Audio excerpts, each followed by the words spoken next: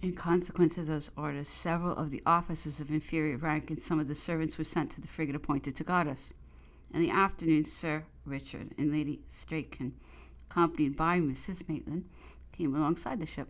Bonaparte was walking the deck, and when I told him my wife was in the boat, he went to the gangway, pulled off his hat, and asked her if she would not come up and visit him. She shook her head, and I informed him that my orders were so positive that I could not even allow her to come on board. He answered, "C'est dur, ça.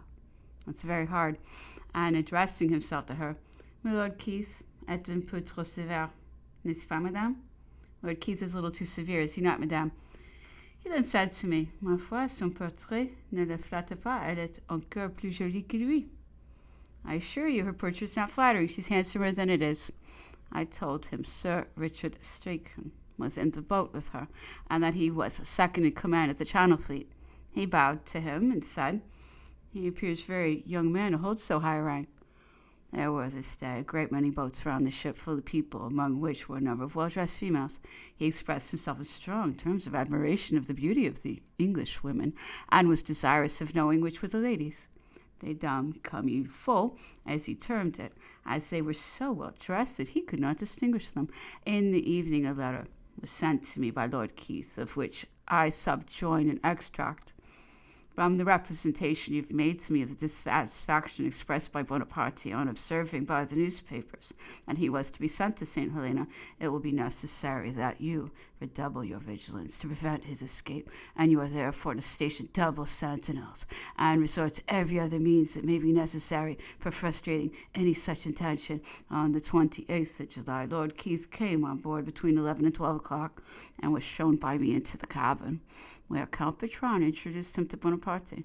I immediately withdrew, and cannot therefore state what passed between them, but Lord Keith afterwards informed me that Bonaparte had been very anxious to know whether the government had come to any determination with regard to his disposal, of which his lordship professed total ignorance.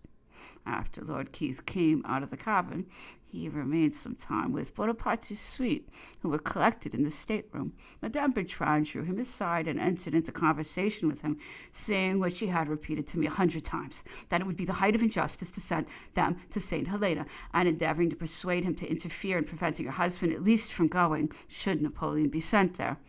During the whole of the 29th of July it rained incessantly, and nothing worth relating took place. The Frenchmen were deprived of the usual amusement of admiring the ladies, and being admired in return, not a boat having made its appearance.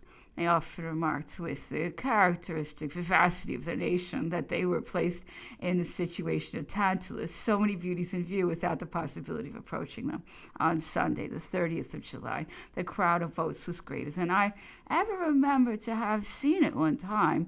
I'm certain I speak within bounds when I state that upwards of 1,000 were collected round the ship, of each of which, on an average, there were not fewer than 8 people. The crush was so great as to render it quite impossible for the guard boats to keep them off, though a boat belonging to one of the frigates made use of very violent means to effect it, frequently running against small boats containing women with such forces nearly to upset them, and alarming the ladies extremely.